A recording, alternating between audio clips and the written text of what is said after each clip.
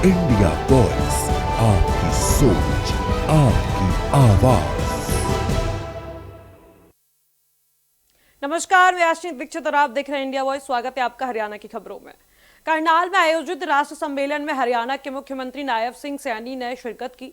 इस अवसर पर मुख्यमंत्री ने सम्मेलन में मौजूद प्रतिभागियों को संबोधित भी किया।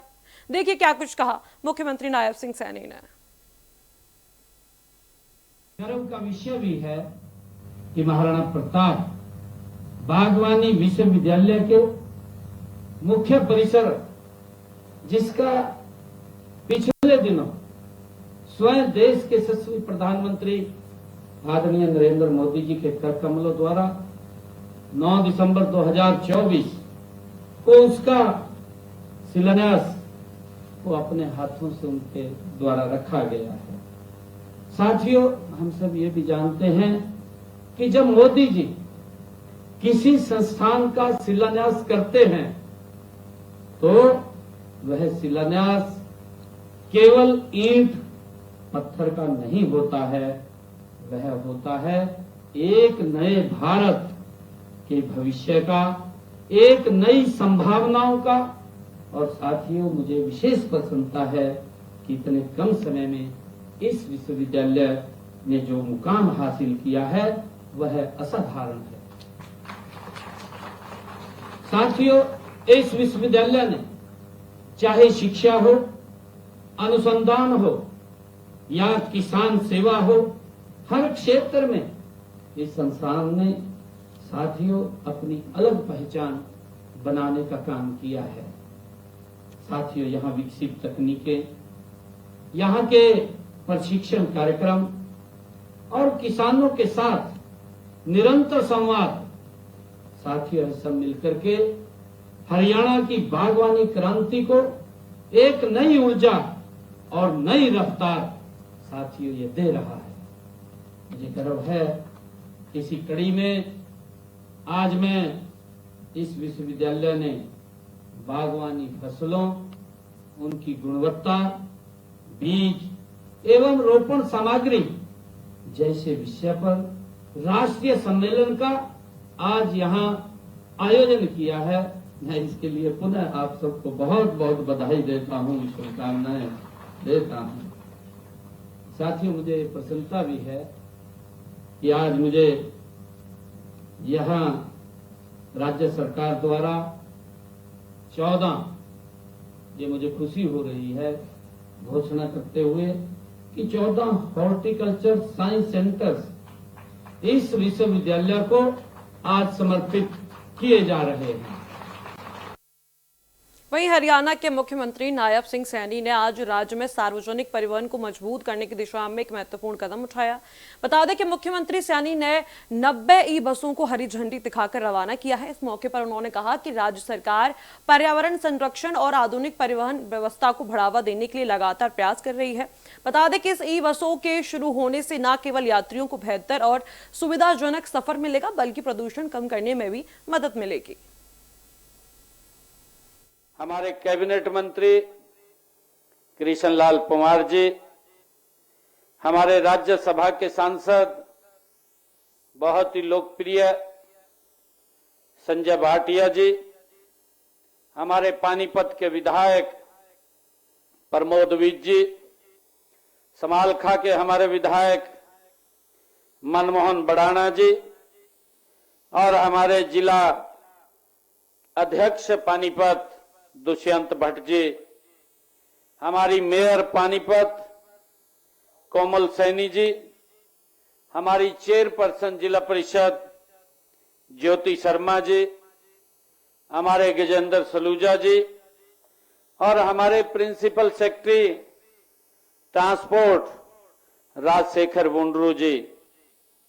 साथियों, आज क्योंकि हमारे विभाग के मंत्री आदरणीय अनिल विज जी ने भी इस कार्यक्रम में उन्होंने शिरकत करनी थी, किसी कारणवश से वो इस कार्यक्रम का हिस्सा नहीं बन पाए हैं। मैं उनको भी आज जो पानीपत को, हरियाणा को ट्रांसपोर्ट विभाग के द्वारा एक बड़ी सौगात दी गई है, इसके लिए जहां हरियाणा प्रदेश के लोगों को मैं बहुत बहुत साधुवाद देता हूं, वहीं पर अनिल विज जी का भी मैं धन्यवाद करता हूं। साथियों, आज इस पावन धरती से हम हरियाणा में ग्रीन पब्लिक ट्रांसपोर्टेशन की व्यवस्था आज कर रहे हैं, उसका विस्तार कर रहे हैं। साथियों, पानीपत की इस ऐतिहासिक धरा से आज 5 जिलों के लिए ये 80 इलेक्ट्रिक बसें को यहां से रवाना करते हुए मुझे भी बड़ा गर्व महसूस हुआ है जब मैंने उनको झंडी दिखाई है। साथियों, इसके लिए पानीपत के लिए यहां पर 40 बसें, यमुनानगर के लिए 15 बसें, कुरुक्षेत्र सोनीपत के लिए 10-10 बसें और पंचकुला के लिए 5 ये इलेक्ट्रिक बसें आज यहां से हरी झंडी दिखा करके उनको रवाना किया गया है। साथियों, ये केवल ये बसें नहीं हैं, यह हरियाणा के स्वच्छ, सुगम और आधुनिक परिवहन के भविष्य की साथियों एक शुरुआत है। इसके लिए आप सभी को मैं बहुत बहुत बधाई देता हूं, आप सबको शुभकामनाएं देता हूं और आप सबको दोनों हाथ जोड़ करके मैं राम राम भी करता हूं।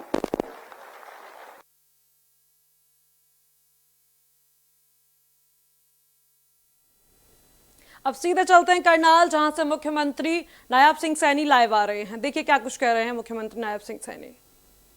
प्रदेश की अध्यक्षा डॉक्टर अर्चना गुप्ता जी, हमारे बहुत ही लोकप्रिय, जिन्होंने भारतीय जनता पार्टी के कार्य को तेज गति से आगे बढ़ाने का काम किया है, क्योंकि ये पार्टी की ही परंपरा है। अगर कहीं और हम देखते हैं, एक ही व्यक्ति बनता है, यहां पर किसी भी कार्यकर्ता को समय समय पर अवसर मिलता है। हमारे मोहनलाल जी जब प्रदेश अध्यक्ष बने थे, उसके ठीक पहले मैं प्रदेश अध्यक्ष के रूप में काम कर रहा था, और जब मैं हरियाणा भारतीय जनता पार्टी का प्रदेश का अध्यक्ष था, तो उसके बाद मोहनलाल कौशिक जी बने, और मोहनलाल कौशिक के बाद जो आदरणीय प्रधानमंत्री जी का एक विजन है, उनकी एक सोच है महिला सशक्तिकरण, महिलाओं को मजबूत और सशक्त करना, डॉक्टर अर्चना गुप्ता जी को ये जिम्मेवारी मिली है। मैं इनको बहुत बहुत बधाई देता हूं, शुभकामनाएं देता हूं। हमारे बीच में हमारा जो ये कार्यकाल चुनाव के प्रभारी के तौर पर यहां पूरा समय रह करके आप लोगों के बीच में काम को आगे बढ़ाया है कैबिनेट मंत्री कृष्णलाल कुमार जी और हमारे अरविंद शर्मा जी, जो इस जिला के हमारे कैबिनेट मंत्री हैं, हमारी यहां से विधायिका श्रीमती कृष्णा गहलावत जी, हमारे निखिल मदान जी और हमारे पवन कुमार खरखौदा जी, दिन रात आप सबके साथ कंधे से कंधा मिला करके जो मेहनत इन्होंने किया है, उस मेहनत का परिणाम है कि आज इतने भारी संख्या में कमल के फूल खिले हैं। मैं इसके लिए मेयर साहब को और इनकी पूरी टीम को मैं बहुत बहुत बधाई देता हूं, शुभकामनाएं। अंबाला में ग्रामीण सफाई कर्मचारियों की हड़ताल लगातार 13वें दिन भी जारी है। आपको बता दें कि अपनी विभिन्न मांगों को लेकर कर्मचारी धरने पर बैठे हुए हैं। उनकी प्रमुख मांगों में से कच्चे कर्मचारियों को पक्का करना और न्यूनतम वेतन लागू करना शामिल है। बता दें कि सफाई कर्मचारियों का कहना है कि वो लंबे समय से कम वेतन में काम कर रहे हैं, लेकिन सरकार उनकी मांगों की ओर ध्यान नहीं दे रही है। कर्मचारियों ने साफ चेतावनी दी है कि जब तक उनकी मांगें पूरी नहीं होंगी, तब तक उनका आंदोलन जारी रहेगा।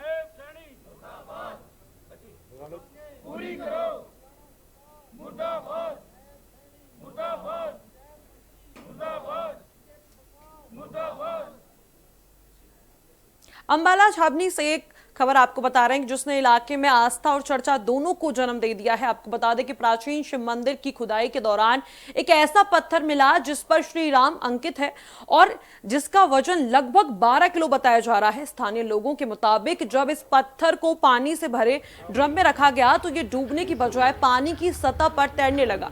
इस घटना को देखकर लोग हैरान हो गए। आपको बता दें कि घटना के बाद मौके पर लोगों की भीड़ जुट गई है और सभी इस पत्थर को देखने पहुंचे हैं।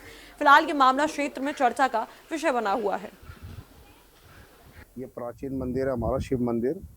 तो यहाँ पर बजरंग बली की फोटो के नीचे से एक खुदाई के समय एक पत्थर निकला जो 10-12 किलो का है। तो जब उसे उठाया हमने साफ करा और ड्रम में डाला तो वो तैर रहा था, डूबा ना। हमने हाथ से नीचे करा तो डूबा नहीं, ऊपर तैर रहा था वो।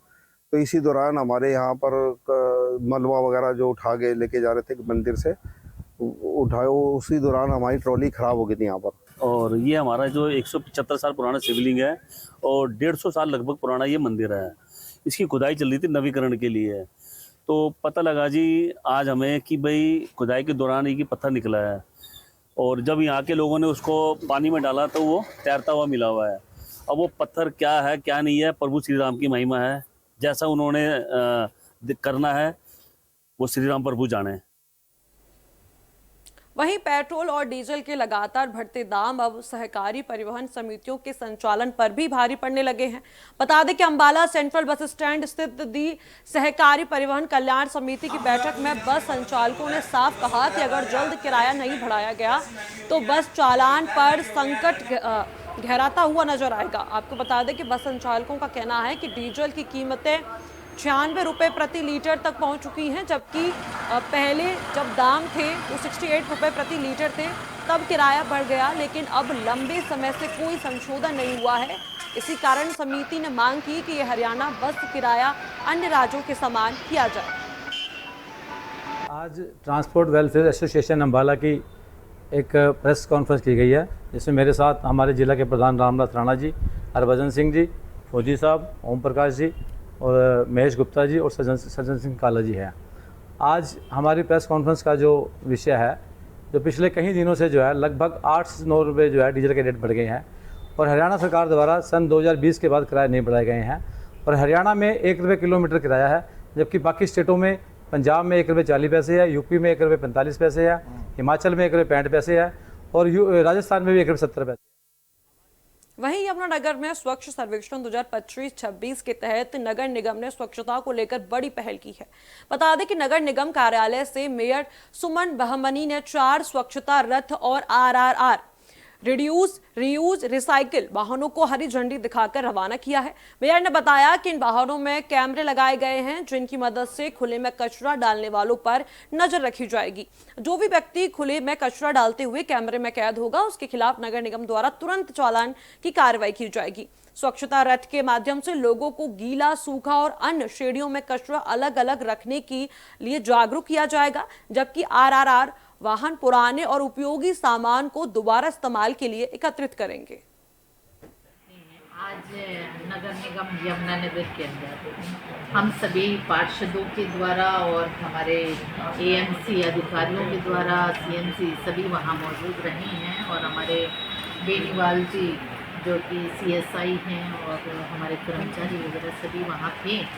और जो हमने आज 4 रिक्शा वैन फील्ड के अंदर उतारे हैं, उसका हमारा एक प्रयास छोटा है लेकिन एक सोच को डेवलप करने वाला है कि जो नागरिक हैं हमारे, उनके अंदर एक सोच डेवलप हो पाए कि हमें क्योंकि ये नगर उनका अपना है, शहर उनका अपना है, उसको वो कैसे सुंदर बना सकते हैं।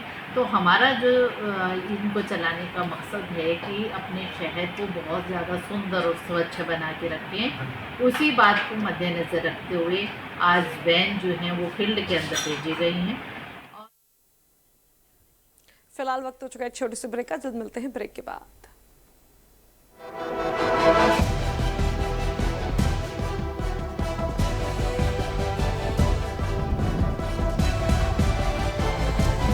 इंडिया वॉइस, आपकी सोच, आपकी आवाज।